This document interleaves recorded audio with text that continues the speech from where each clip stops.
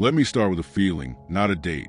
You know that moment when you wake up at night and the room is quiet, not peaceful quiet, but the kind of quiet that feels like it's hiding something, like the world is holding its breath, waiting for you to notice what you don't want to notice. Hold on to that sensation, because that's what the coast of Rio de Janeiro felt like in 1853. This wasn't the Rio you picture today. No skyline of glass, no beaches filled with music. This was an imperial coastline, guarded, superstitious, and built on an economy that pretended to be civilized while feeding on human captivity.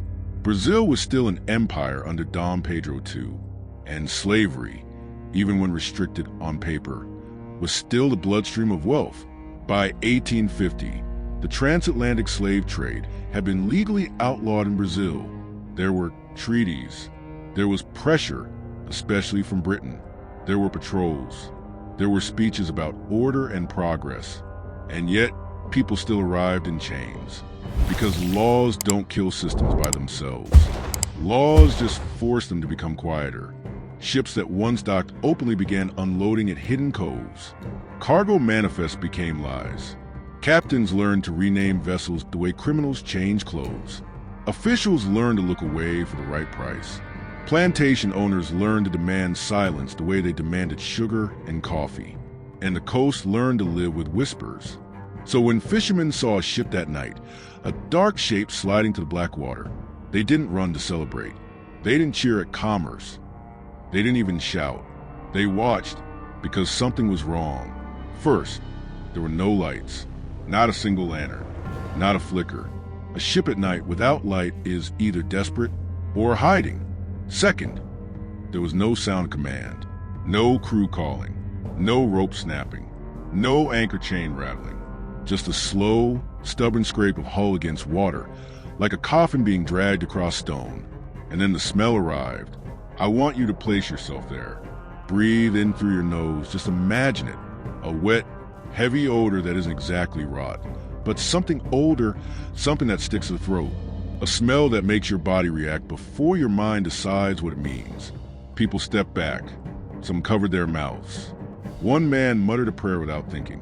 Another crossed himself, like the sea had just spoken a name he didn't want to hear.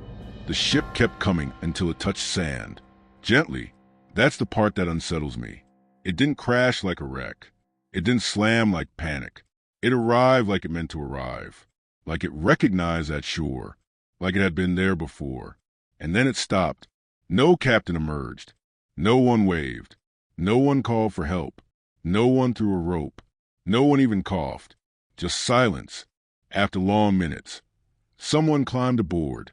And you have to understand what that takes. Courage, curiosity, maybe greed, maybe the stubborn human need to turn the unknown into something you can name. He walked the deck. He looked toward the wheel. No hands. No boots, no movement. He opened a hatch, and the scream that came out of him wasn't just fear. It was realization. Below deck, the ship was scarred in ways a normal voyage couldn't explain. Iron rings were still bolted into the beams. Shackles lay open on the floor. Chains were tangled like snakes that had been cut and left to die. There were stains along the wood, dark patches that seawater had tried to wash clean but couldn't fully erase. And there were scratch marks, deep, desperate, the kind of marks people leave when they believe the world might end before morning. The hold was empty. No bodies, no survivors, no cargo. And that emptiness created a question so loud the entire coast could hear it. A slave ship had come back without a crew. So tell me, what do you think that does to a community that survives on denial? Because if a ship returns empty, you can pretend it was a storm. If it returns full, you can pretend it was business. But if it returns empty in a way that clearly involved human suffering, then the lie has nowhere to hide. People gathered at the shoreline by dawn. Some came with curiosity. Some came with dread. Some came because they already knew what this ship was, and they needed to know what went wrong, not out of compassion, but out of fear. Because if the Atlantic could swallow a crew, it could swallow anyone. Officials arrived and tried to control the story. They used careful language. Abandoned vessel, unidentified incident, possible piracy. But the locals weren't stupid. They knew what kind of ship this was. They knew the smell. They knew the iron. They knew the unspoken truth. This vessel had been built for one purpose: to move stolen people across a stolen ocean. And that night, something happened out there that ripped the mask off the trade, at least for a moment. So before we go further, I want you to do something small but honest. Imagine being locked below deck. Imagine the ship rocking violently. Imagine hearing footsteps above you and then hearing them run. And then silence. Because in the next part, we're going to talk about what the ocean witnessed and why the ship came home like a message no one wanted delivered. If you've never been on a boat in rough water, let me give you a simple image. Stand in a dark hallway. Close your eyes. Now imagine the floor tilting under your feet, left, right, forward, back, again and again, without rhythm, without warning. Now imagine you can't move your legs. Imagine your ankles are locked to someone else's ankles. Imagine your wrists are bound, your back pressed against wood, and your lungs are sharing air with dozens of strangers. That's a slave ship, not history, not metaphor. A machine designed to turn human life into inventory. On legal voyages, when the trade was still openly defended, conditions were horrific. But on illegal voyages, they were worse. Because illegal means you can't be caught. And when getting caught is the only thing you fear, you stop fearing what happens to the people trapped below you. A captain on an illegal ship had one priority: reach shore unseen. Food was cut. Water was cut. Space was cut. Every inch mattered. Every hour mattered. And if a patrol ship appeared on the horizon, decisions were made in seconds, decisions that ended lives. There are records from the wider Atlantic world of captains throwing captives overboard to destroy evidence. If no one is found alive, there are fewer testimonies. If the hold is empty, the law has less to prove. It's a logic so cold it almost sounds fictional, but it wasn't. So when that ship returned to Rio's coast in 1853 without a crew, investigators looked for the obvious explanation: storm, disease, piracy, mutiny. And the ship offered clues. The first clue was the chains. Some were snapped. That suggests force, struggle, violence. But others were unlocked. Unlocked. That matters because unlocked chains mean keys were used. Keys mean someone above deck made a choice, either to free people or to manage panic, or to move captives a hurry. Then there was the missing equipment. Lifeboats were gone. Not damaged. Not hanging. Gone. That points to a crew that left intentionally. Now, imagine how terrifying that is.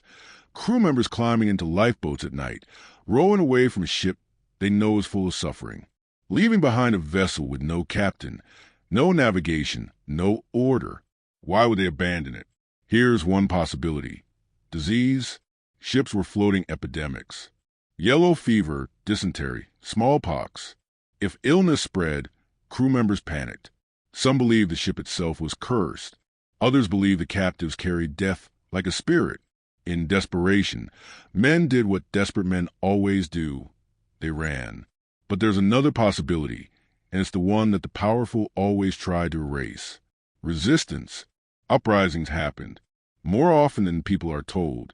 Captives used whatever they could: loose nails, stolen blades, broken iron, even teeth and hands, because when you've been stripped of everything, the body becomes a weapon. If an uprising happened, the crew might have fought back and lost, or won and then fled anyway, terrified of patrols finding evidence of violence. Or, and this is chilling, the crew might have tried to resolve the situation by killing captives and throwing them into the sea, only for something to go wrong. A storm, a fire, a second wave of resistance.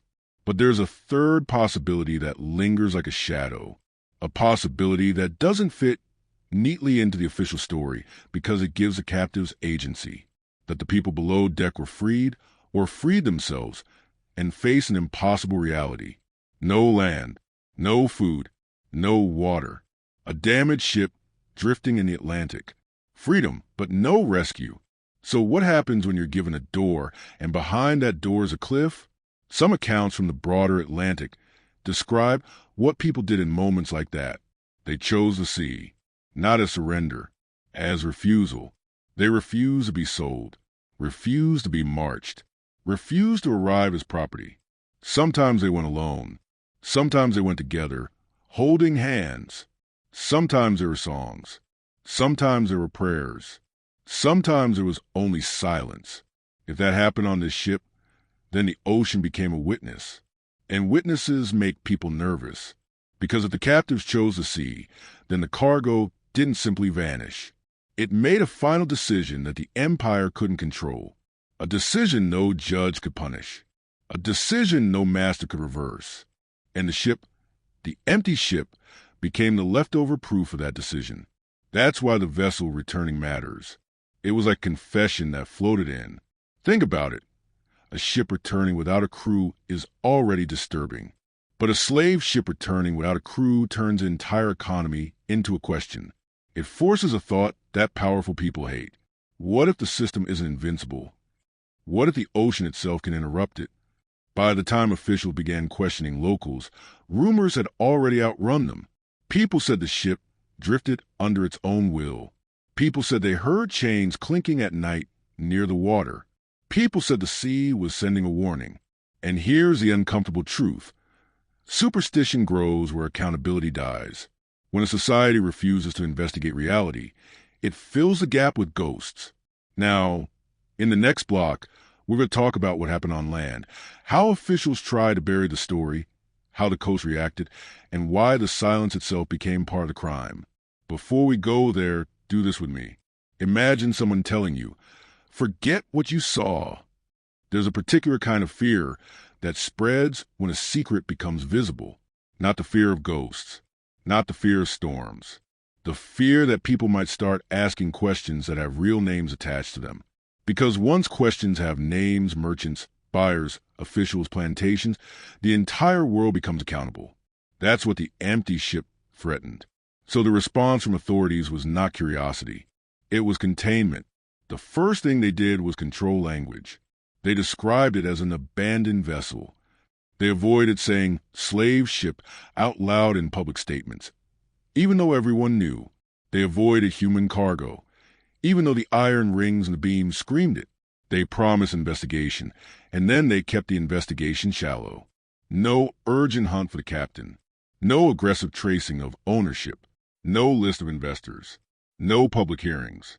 Instead, they did what systems do when confronted with a mirror. They turned the mirror toward darkness and called it solved. And here's why. Rio de Janeiro wasn't just any coast. It was a heartbeat of imperial administration. Officials couldn't afford a scandal that openly confirmed the illegal trade was continuing under their watch. Plantation wealth, urban commerce, and political stability were braided together. Pull one thread, and the entire structure trembles. So they chose the easiest route. Quiet disposal. The ship was guarded. Locals were pushed back. Workers were brought in. The hull was stripped. The wood was reused. The iron was melted. The name on the vessel, already scraped away, was never restored. It was erased twice, once by whoever tried to hide it at sea, and once by those who benefited from hiding it on land. But stories don't die just because officials refuse to write them down. They migrate. They become dockside warnings, fishermen's myths, mothers' threats to keep children close. They become the kind of rumor that isn't repeated for entertainment, but for survival. And that coast began changing behavior. Dock workers started refusing night shifts near the cove where the ship landed. Men who once laughed at superstition began refusing to walk alone past the water after sundown. Some claimed they heard noises, not voices, not singing, but the sound of metal against wood, faint and rhythmic, like chains being moved. Fishermen claimed nets came back heavy with rusted fragments. Hooks snagged on iron that shouldn't have been there. Some said the sea was throwing pieces back, like it didn't want the shore to forget. Was that literal? Maybe. Maybe not. But here's what matters. People felt the ocean had become a messenger. And when people feel that, it means the official story has failed. Meanwhile, foreign pressure simmered. Britain had been pushing to end the trade, sometimes aggressively, sometimes hypocritically, but always with strategic interest. British patrol ships hunted slavers. Diplomats wrote frustrated letters. Abolitionists demanded stronger action. Yet, even then, the language was careful, because pushing too hard risks conflict, and conflict threatens commerce.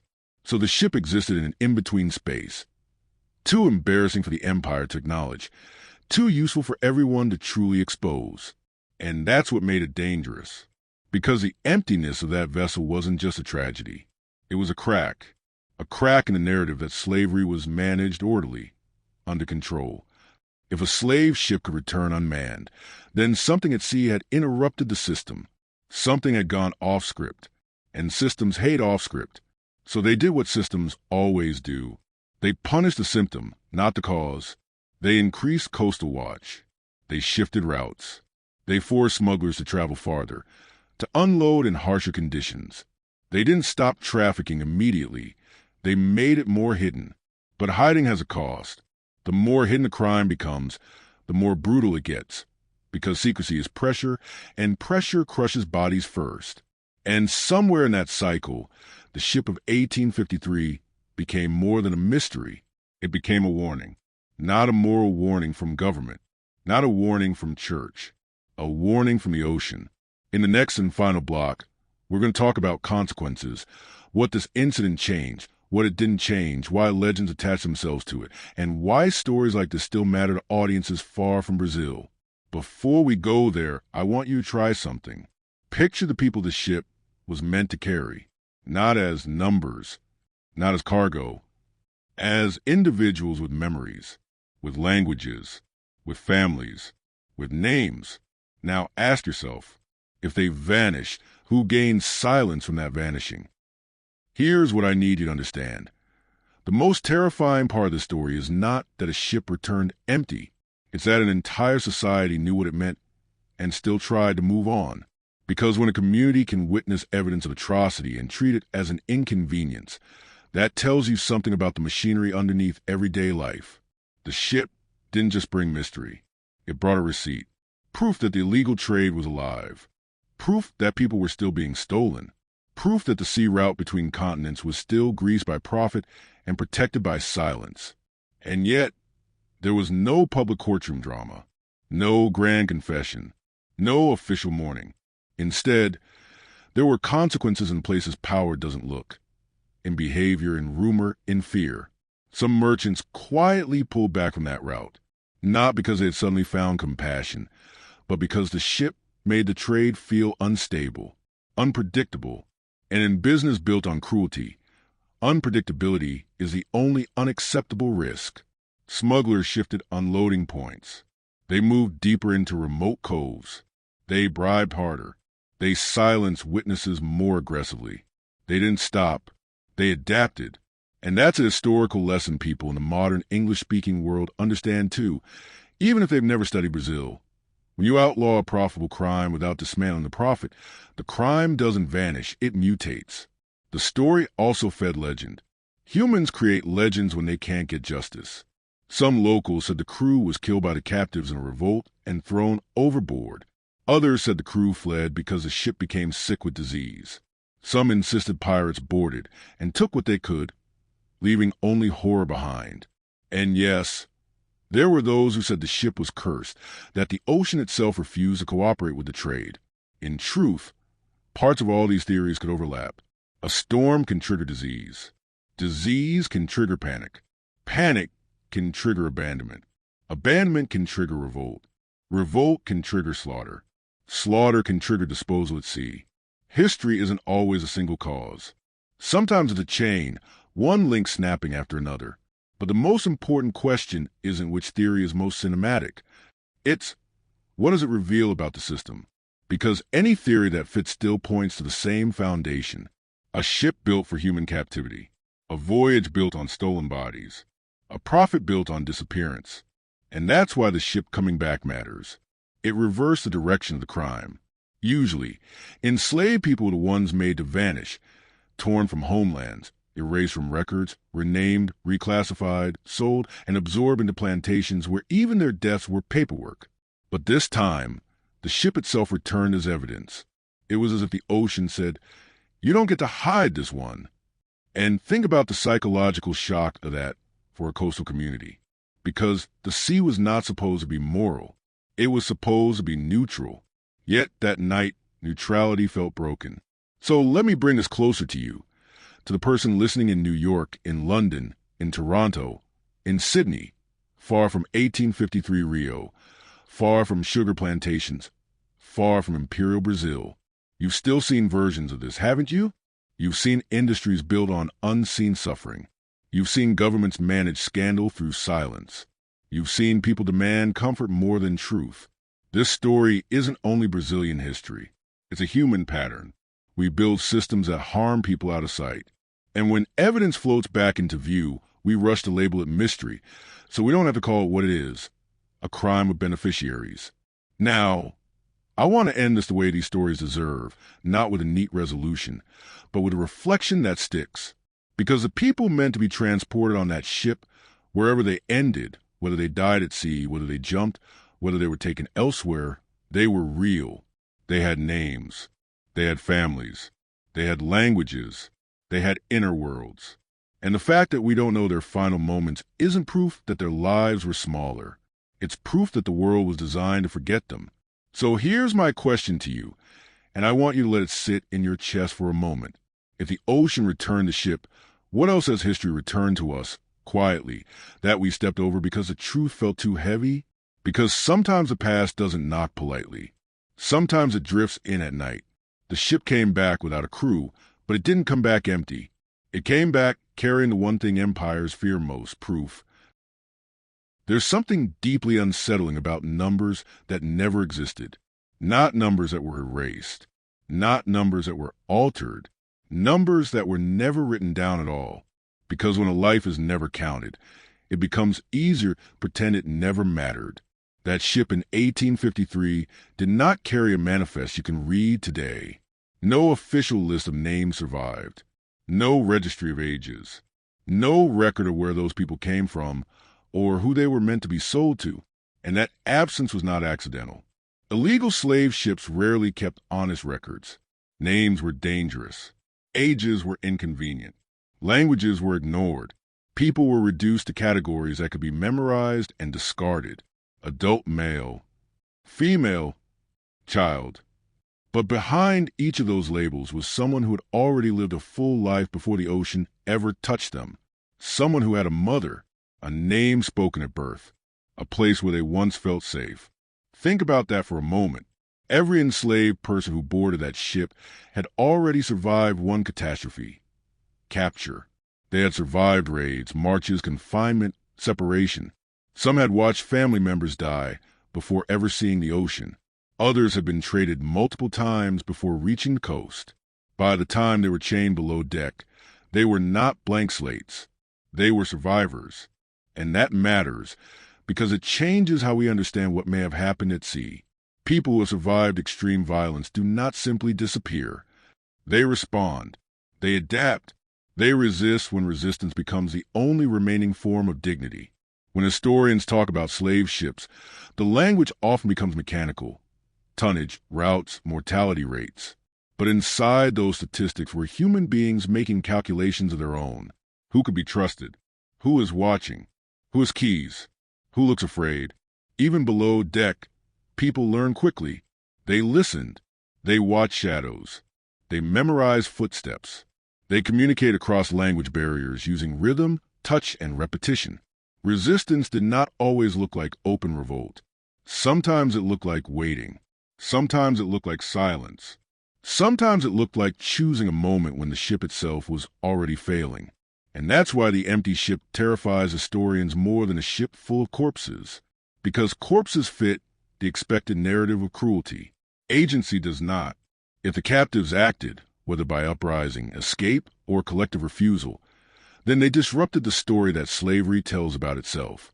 They stopped being cargo and became decision makers. And empires hate that, because empires rely on the idea that power flows in only one direction, from above to below, from master to enslaved, from deck to hold. The ship coming back inverted that flow.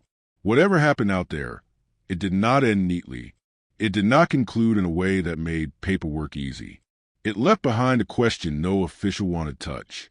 What if the people we tried to erase made the final choice? And here's the uncomfortable part. If they did, if they chose the ocean rather than the market, then the tragedy is not only their death. The tragedy is that the world built a system where that choice made. In most societies, when something goes wrong on a massive scale, there is a public response, trials, inquiries, official statements. But when the wrongness is foundational, when it underpins economy itself, the response is different. It becomes quiet. There was no major court case tied to that ship, no dramatic trial where witnesses testified, no official list of defendants. And that silence wasn't incompetence. It was design. To prosecute the ship properly, the courts would have needed to answer basic questions. Who owned it? Who financed it? Who insured it? Who was waiting for its cargo? Each of those questions pointed upward, toward men with titles, land, influence, and political protection. Brazil's legal system in 1853 was not neutral. It was an instrument of order, and order meant protecting property. Enslaved people were still legally classified as assets in many contexts, even as the trade itself was supposedly restricted. So the law faced a contradiction. It could not resolve honestly. How do you prosecute a crime when the crime is profitable to those enforcing the law? You don't. You rename it. You minimize it. You bury it under procedure. And that's exactly what happened. Officials framed the incident as an unfortunate maritime mystery. They avoided moral language. They avoided human language. They used technical terms that drained the event of blood and breath. Unmanned vessel. Suspected irregularities. Insufficient evidence. Those phrases are not neutral. They are tools. They transform horror into inconvenience. Meanwhile, the people who would have testified, dock workers, fishermen, laborers, were never invited into the process. Their voices lived outside the courtroom, in taverns, on shorelines, in half-whispered warnings. And this, too, is part of the story, because when justice excludes those closest to harm, it becomes theater. And theater exists to reassure the audience, not to confront the truth. So the court stayed quiet, the papers moved on, and the ship became an anecdote rather than an indictment. But that doesn't mean nothing happened. Something shifted beneath the surface. And shifts beneath the surface are often more dangerous than explosions above it. Years passed. The coastline changed. Routes shifted. Smugglers adapted. Slavery itself would eventually be abolished in Brazil in 1888, later than almost anywhere else in the Western Hemisphere. But that night in 1853 did not vanish with time. It lingered, in letters that were never meant for publication, in stories told by grandparents who refused to forget, in places along the coast where people avoided building homes. Claiming the land felt heavy, and this is where history becomes uncomfortable for modern audiences, because we like to believe that once something is outlawed, it is resolved. But systems don't dissolve. They decay, and decay leaves residue. The illegal trade didn't stop overnight. It became more violent, more secretive, more desperate. People were moved faster, hidden deeper, silenced harder. And that escalation cost lives. So the ship didn't just represent mystery. It marked a turning point in cruelty. When a crime is forced underground, it doesn't become humane. It becomes efficient. That's the legacy of that night. Not a clean ending, a darker chapter. And yet, even within that darkness, something else survived. Memory. Because memory is stubborn. It doesn't require monuments. It doesn't need textbooks. It moves through people.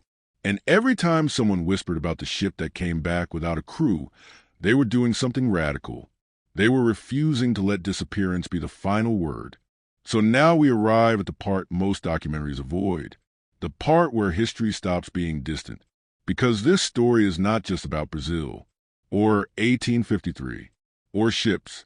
It's about what societies do when evidence surfaces, and when silence feels more comfortable than truth. You live in a world shaped by systems that also prefer invisibility. Supply chains you don't see. Labor you're not meant to think about. Suffering outsourced to places far from your daily life. And when proof floats back, a report, a video, a story, the instinct is the same as it was in Rio. Downplay it. Rename it. Move on. That's why stories like this matter. not because they shock, but because they interrupt. That ship returned without a crew, but it returned carrying something heavier than bodies or cargo. It returned carrying evidence that even the most brutal systems can be disrupted, sometimes by the people they try hardest to erase. And here's the final truth I want to leave you with. History doesn't haunt us because it's supernatural. It haunts us because it's unresolved. And until stories like this are fully faced, not as mysteries, but as human crimes with human consequences, the past will keep drifting back into present. Quietly, relentlessly. At night, the ocean did not forget them, and neither